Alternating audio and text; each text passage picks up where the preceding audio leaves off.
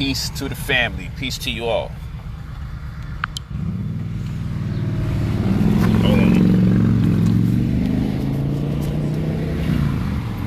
Hold on. Ashley, wake up. Hey there, I'm Ashley too. Turn left after a quarter of a mile onto I-10 West.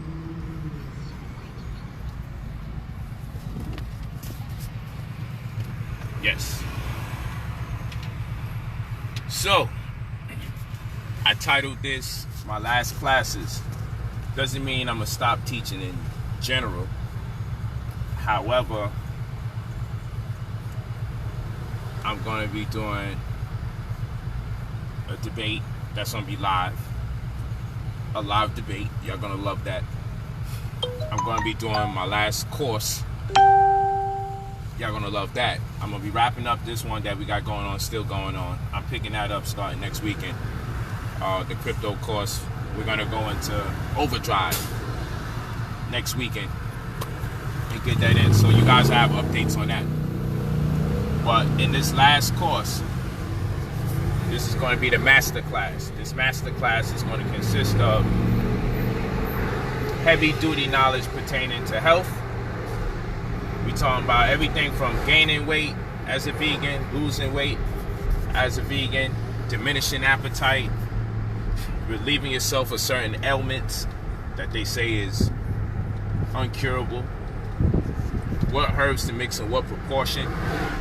And then we're also going to deal with wealth on a whole nother level. Once I get you guys out the way with this make money off of insurance course and get lines of credit, I have one more master class to give you. So what if you got this course already, that's great. If you didn't, make sure you sign up for it. It's now $150. I still made it low. It's supposed to be $200.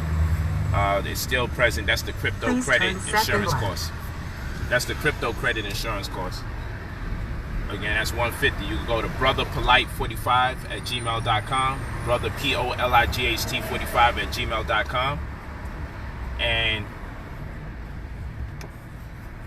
put your full name and phone number. Stop sending emails without your phone number. And please say what you're sending the email for. Say it's for the course. Say it's for mentorship. But all the mentorship, all the courses, and of course this debate coming up will be my last one for a very, I'm not going to say for a very long time. It's going to be for an indefinite time, but I won't be doing much. After a quarter of a mile onto I-10 after West. that. Not much after that. And the reason why is because, as many of you know, I just got my own mountain, my own land. You know, I'm one shot from the ultimate goal, which is to have my own island. However, I just got this mountain in Costa Rica, Central Valley. Please bear next left. And in this Central Valley location in Costa Rica, I'm 5,000 feet above sea level, have my own waterfall, thermal springs, and resort. Bear right after 2 miles. And I'm going to pretty much be focusing on that property to make it something monumental. I'm definitely down with nation building, and so that's my focal point. I want to create an opportunity that's so viable for our people that we can say that we have several places where we can demonstrate autonomous control or sovereignty. So this is a major project that I'm undergoing, and I won't be able to really be playing around with the YouTube vibe like that as much as I would like to. I still haven't even peaked at performance as far as how much I want to be on YouTube and how much I want to be on Facebook and everything. Every time I get ready to relaunch the app, something major happens, and so I'm just tweaking the narrative. Bear right after 2 miles. Real as kept, I didn't anticipate getting the property that soon, going through the last of the zoning rules and operations and the things thereof. So right now I got a very great, profound, just huge opportunity for me to embark upon, and I got to really take this acquisition very serious. I got to take it serious. So I'm going to be focusing on this property that I got. I mean, it's not every day that someone can say they bought a mountain And on the mountain, there's a resort. And on the resort, there's thermal springs. There's a waterfall. And it's built to the level because this has been a work in progress for quite some time. I'm very excited about it. So that's why I'm electing to do something major so I can say I left you with the data. People always say, what are you doing for the community? You showing off your money, you showing off your cars, but you're not showing us how to get it. People say this all the time, and I do these courses and I do all these free classes. So the reality is, this course is going to be the best one I've ever done. It's going to be very strategic. I'm going to close out the one that I got going on, effective immediately this coming weekend. So y'all be prepared. Those of you that have that course, be prepared. Those of you that don't, make sure you purchase the course and get ready for it. It's now $150. It should be $200, but I'm not even going to do the $200. The masterclass has to be $200. If you're ready for the masterclass course, that's starting at $150. Okay, and I'm gonna do something special. I'm gonna put other healers on there as well, and of course, I'm gonna cap it off and take it to the next level. But I'm gonna have some other healers involved, and you're gonna really like it. It's gonna be a real powerful course. This masterclass is gonna be very serious because I won't be able to have the freedom or be able to move at my leisure after this, because I'm going to be focusing on not just this, but I got an upcoming movie I'm dealing with. I got this land project I'm dealing with, and got the new baby, of course. And right now is the time my baby girl, my aunt, she's old enough for her to really get into the thick of things when it comes to the business. So I want to really get my daughter in tune with what's going on with the cryptocurrency world, as well as this Costa Rica acquisition. I really want her not really so much to be part of hospitality in the sense of like hotels, but really behind the business and understanding. So I need her by my side every step of the way so I can really coach her. Whilst at the same time, I got a new baby here and I got to do everything in my power to contribute the best way I can outside of the most immediate need, which is the breastfeeding, which of course my wife got that.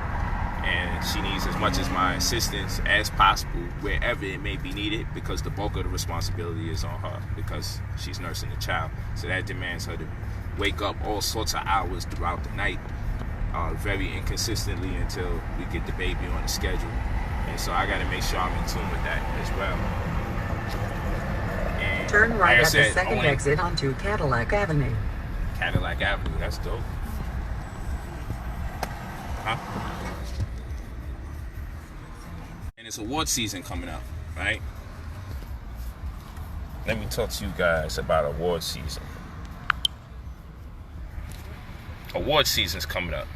So that's important because I got a lot of work going on in award season, and I also have a fashion that's going to make too much noise.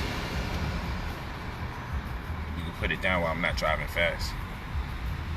You put the windows down while I'm not driving fast. I drive fast, then it's going to make a loud sound. Pick up. Yeah, so fashion-wise, I also got my hands in that industry, and I'm also dealing with some music.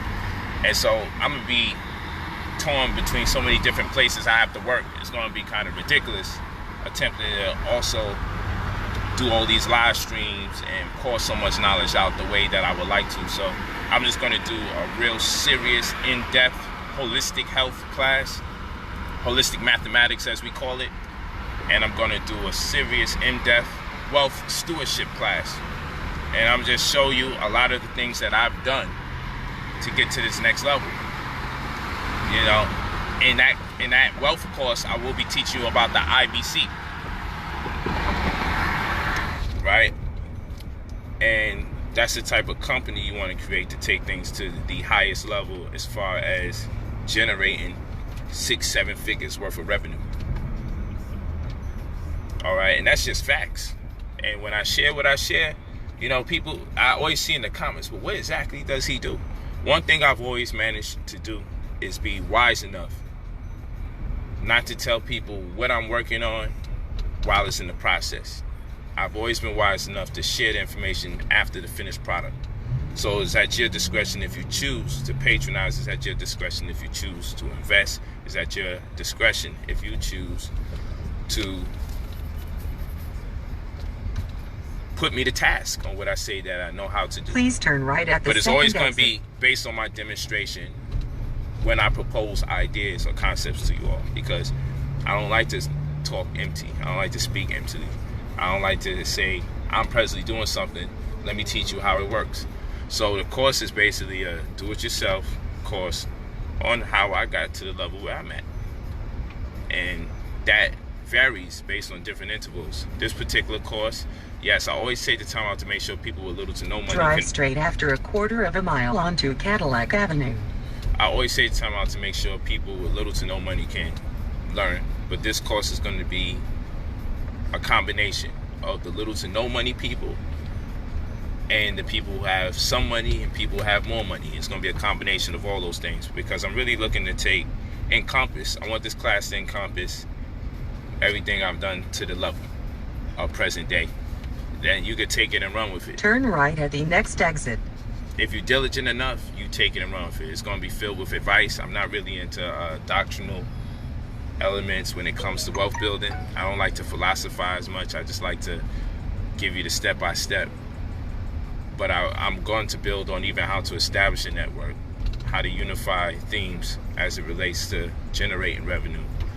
You know, how to create opportunities to make other people money that you don't have, and in turn get paid to do that. These are different come-up strategies. A lot of them won't cost you nothing. I'm about to go OD crazy. In fact, I believe this is going to be such a monumental course that I believe is going to be talked about for a very long time. The stuff that I'm be giving up, because what you find is people that know don't tell, and those who tell don't really be knowing. This is what I be realizing when I sit here and I listen to people telling something. I'm like, they didn't read the whole book, did they? You know, or they're lacking in a certain experience. Like, sometimes credit is relevant, but then when you're making X amount of money, credit becomes irrelevant, because a lot of that stuff disappears. You make over 450 grand, you go, let's say you go $500,000 upward, your little credit issues disappear. They'll do anything to put you back in the position to lose that $500,000. So credit becomes obsolete at a certain point. Then you have the wealth score quotient. And the wealth score quotient is the reason why your credit score, no matter how good you are, takes forever to climb. Or it's the very reason why you're not getting approved for the sizable loans that you should be due, based on demonstrating that you are a trusted consumer, because they don't really give you the game, and school don't teach you any of this information. So what are you really going to do? School doesn't teach you the information. School doesn't tell you how to generate wealth, how to amass wealth, how to get credit. School teaches you how to get a job from somebody else, and they don't even do that clearly, because you guys are filling out applications not knowing you're affecting your credit score doing that. Every time you fill out almost every time you fill out an application, Please turn right, then make the next right turn. Almost every time you fill out an application, you are lowering your credit score, because they check your credit every time you fill out an application, most times and often. So you have to know what to say or what to do when it comes to that, or you have to know how to apply for a job in ways where it doesn't impact your credit. Now, people be proud, come in a house, yo, I done went out there, I looked for 15 jobs. So you probably had 12 out of 15 of those companies do a credit check. And every time they do a credit check, it impacts your credit score. It will. It's a fact. I don't make these things up. It's just like when I was telling a good brother, when you're starting to build your credit, you might have what's called a slim file, which means you have Turn nothing. right at exit 5, then drive straight. Slim file means you have such little credit history that they will make credit history out of things that doesn't stand as credible for other people. Meaning, less than 2% of America, credit is affected for not paying their light and gas bill, right? But the people with slim files, right? We're not talking about people with no credit history. We're talking about people with just enough credit history. So you got to find out if you're one of those slim folder people. So if you're a slim file person, things that generally don't impact your credit impact your credit. So they got most people behaving like they slim file people when you're not a slim file person. So you over here saying I pay my light bill and I pay my gas bill, I pay my phone bill all the time, and my credit's not going up. No, only 2% of Americans really can use those type of bills or utilities. Turn right, then drive straight. Only 2% of Americans can really get credit for paying their light, their gas, and their phone bill, because they have a slim file. So that's what they're using to help you leverage some kind of credit history, okay, from those particular bills. Meanwhile, everybody else gets no credit for it. How about that one? So you got to know what category you're in the first place, and then you only know about TransUnion, Experian, and Equifax, but you have no knowledge about CDAs in general, consumer data aggregates, right? And then the fourth credit bureau they don't tell you about. So that's an issue, and that's why it's about the wealth score quotient, because you don't mess around and let's say you get a prescription drug for Percocet because you just got your breast done. Please drive straight, then right? make the As an next example, left turn. say you just got your breast done, or you got in a car crash and you need a muscle relaxer, and so they give you either some Valium or they give you Xanax, you know, to give you some rest, Turn right at exit 4. or maybe they give you Percocets just for the muscle relaxer aspect because you're getting spasms. Because you're getting prescribed a drug that's commonly abused, that affects the probability of you being approved for bigger loans or larger lines of credit. You may say, what the heck is that? Please Because turn right, then make the next left turn. you have pharmaceutical scores. You heard of credit score, right? You have what they call pharmaceutical scores. So analytics tells CDAs, consumer data aggregators, or consumer data aggregates, okay, CDAs report that people that take drugs that's most commonly abused become addicted. And when you suffer from addiction, your priorities are in a jumble. So you don't pay your bills, you pay for your addiction. And because you pay for your addiction, guess what happens? Please turn next left, then turn left immediately. When you pay for your addiction, you don't pay your credit card bill. In fact, you might use it and transfer somebody some money or cash out of some of the credit just so you can get more of the drugs you're addicted to. So people who are prescribed drugs that are most commonly abused have a tendency to have a decline in them paying off their bills. So they are risk. You know, they put credit bureaus at risk, or companies, creditors at risk. They put creditors at risk, or more likely to put creditors at risk for not getting paid back. So even if you innocently were prescribed drugs that, innocently prescribed drugs that are commonly abused, unfortunately, you have to get the butt of the joke, because it's going to lower the opportunities you have to get larger lines of credit extended to you, or anything pertaining to credit. It's just going to lower your opportunity. That's based on a pharmaceutical score. Let's say you get a lot of car tickets. Let's say you get a lot of speed tickets, right? And so you're getting tickets for speeding, you're getting tickets for not parking right. And let's say you just get a lot more than the average person. And chances are what's going to happen is eventually your car could be taken. And if your car is about to be taken because you got to pay DMV all this ticket money, then guess what's going to happen? Please turn next left. If that be the case, if you have to pay your credit card bill versus pay for your car to get out of tow, you're going to probably pay for your car to get out of tow. And in fact, you're probably going to use the last of your credit card money to pay for your car to get out of tow, plus whatever money you need to compound interest. So people who get a lot of tickets based on traffic infractions have a tendency to lose credibility, or have a tendency to not pay off their debts to creditors. So you put creditors at risk. So guess what? There's a traffic or vehicle credit score. Bear right after right. 1 mile. Let's say you go shopping, and you know you get these rewards cards, Those reward cards are set up just so they can get your phone number and or your email, so information can be disseminated to consumer data aggregates, CDAs. And these are covert analytics that are being unsolicited to the major bureaus. What I mean by unsolicited, it'd be against the law if the credit bureaus paid for this information.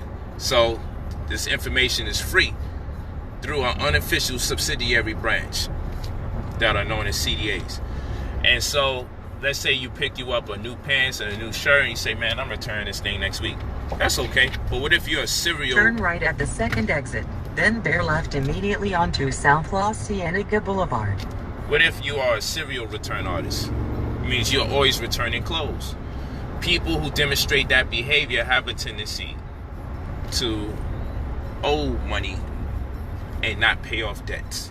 That's what the analytics tell them. This behavior is reflective of people that don't be paying their debts off. That's what it says.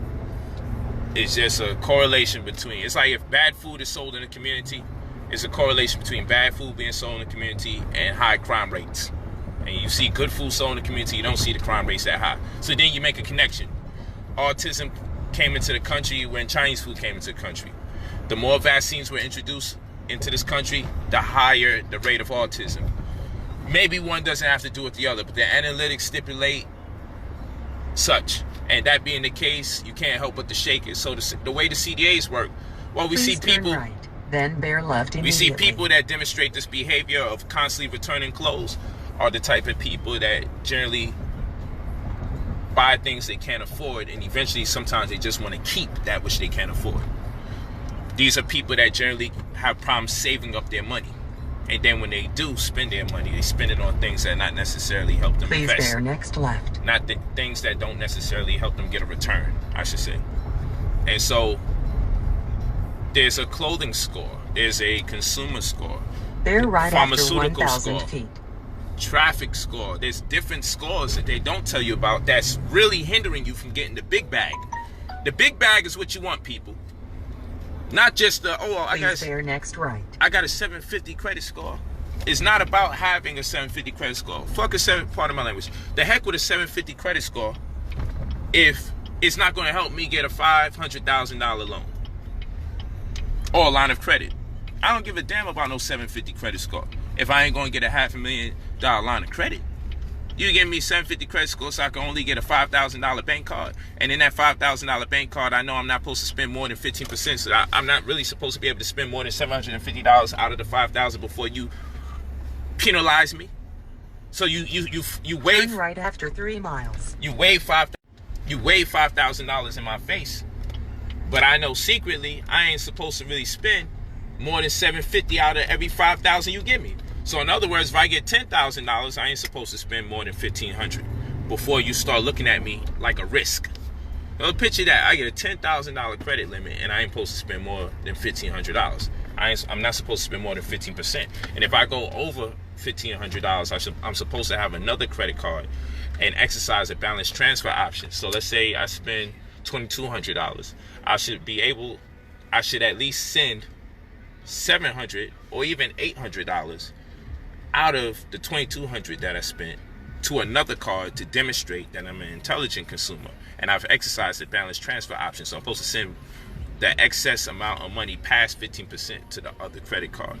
And that demonstration actually will raise my credit score. Well, you sit there not using your credit cards and that lowers your credit score. You sit there and use your credit cards too much, that lowers your credit score. You spend more than 15%, that lowers your credit score. You out there looking for jobs thinking you're being a positive person and a functional citizen out here, that lowers your credit score. You fill out too many applications at once. You got too much people checking your credit.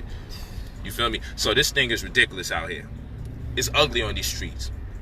You return too much of your clothes.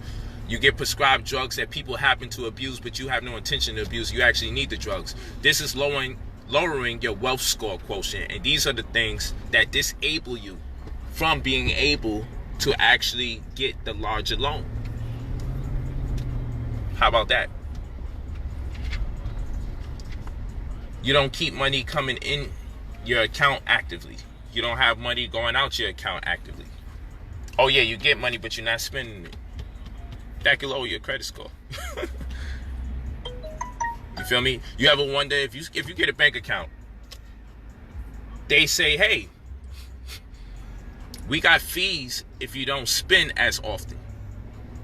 But what we also will offer you, if you use this card 15 times in a month, we'll waive the fee. You ever heard of that? Or you probably don't want to use it 15 times based on the amount of money that you earn on an average, because now they're trying to have your ratios disproportionate. So a lot of times that's the trap, to encourage you to spend more with your card, because they know that you have no discipline, you have no self-control, and they know you don't make enough money in the first place. So what's a person not making enough money? What's a person making only $3,000 or $4,000 a month doing, using their debit card 10 to 15 times forcibly, so they can avoid paying a $35 fee for storing your money in their bank? You got to realize a lot of this stuff is a trap. A lot of it is all set up to have you messed up, because at the end of the day, they'll write off any debt that you have as a gift, and they'll make money for it and then sell the rest of it to a third party for just 10% out of the original debt. But anyway, this type of information we need to go over and find out not only how to avoid some of these things, because sometimes you got to slip a little, not sometimes, there are some affidavits you got to send to the credit bureaus that they have to respond to, because if they don't, they owe you $30,000. That's right, they'll owe you $30,000. So there are affidavits you have to send to the credit bureaus that they must respond to, otherwise by law, by default of the law, they will owe you 30 bands. They will respond to it. And what they will be responding to essentially is you telling them, hey, let up on some of that stuff that you're doing. Like letting people know how much money comes in and out of my bank account without my permission. Because that's what these entities are looking at when they decide if you can get approved for a large loan or not.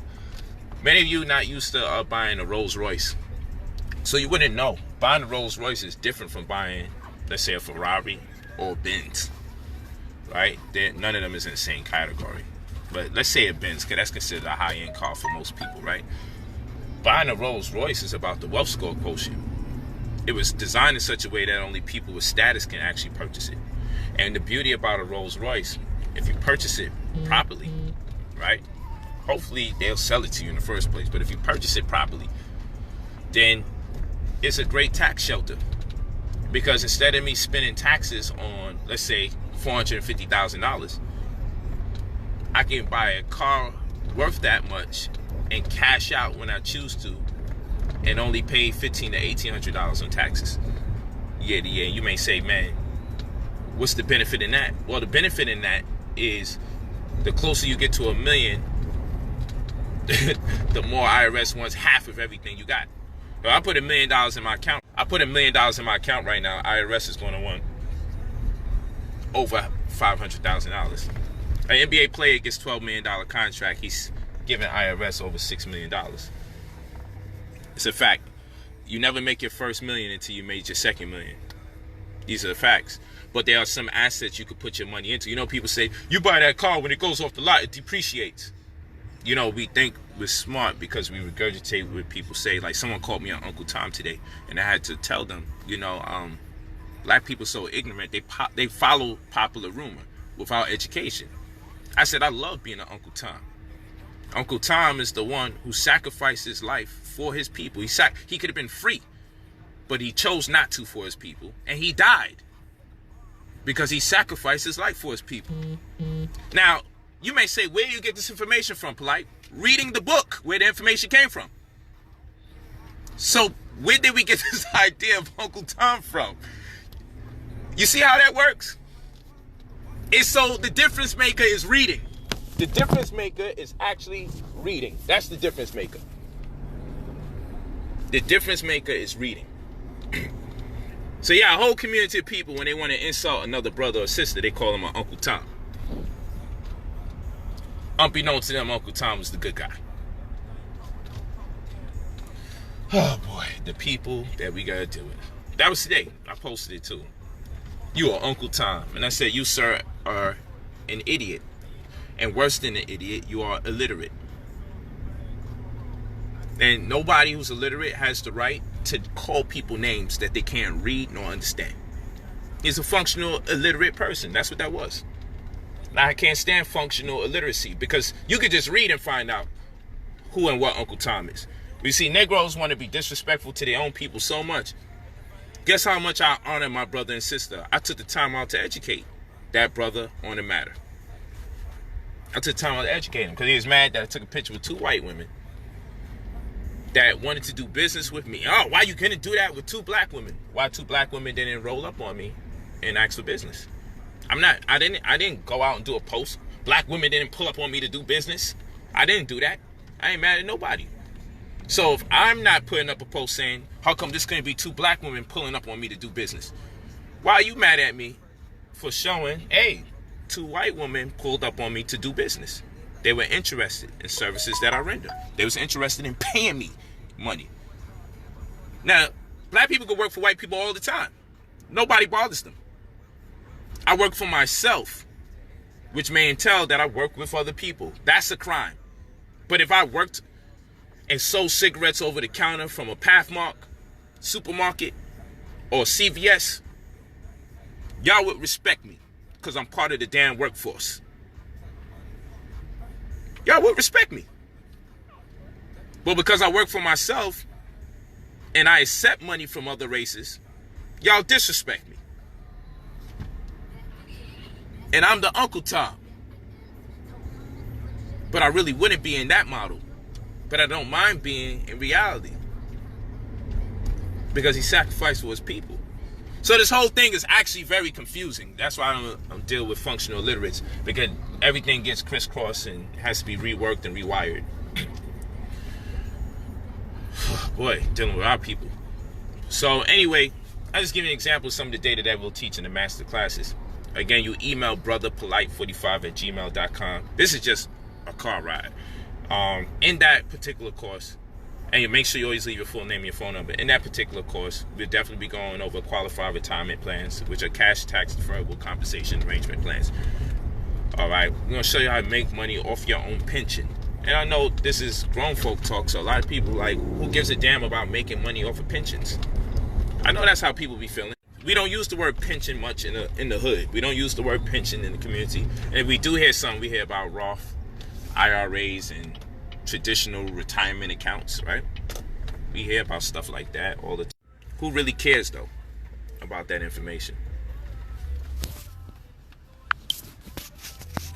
You know, so now you're in a space where it's like, how do I trust this brother when he's telling me a bunch of things I never heard of before, so most likely it's a lie? Ain't that how we think?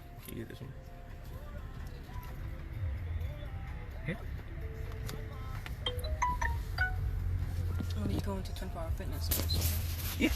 Oh, that's what you tried to set too? Somewhat. I just put it to the laundry and then yeah, so people's claim to fame is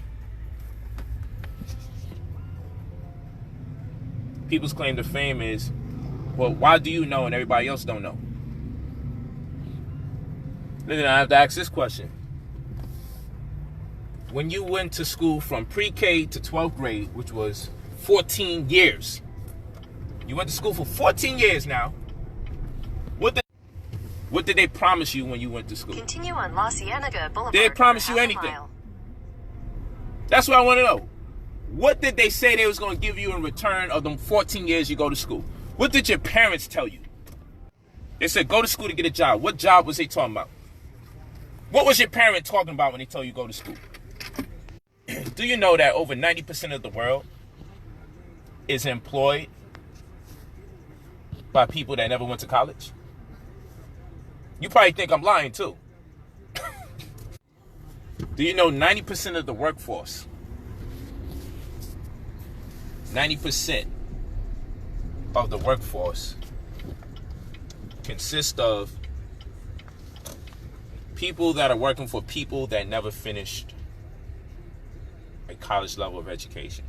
In some shape, form, or fashion, even if the company you work for is managed by somebody who went to school, the company that they're under, the parent company, is ran by someone who didn't even finish school. Your best bet B is to marry into a successful family or become the successful wealth. It keeps cutting. It keeps like part of the same song. Hold on.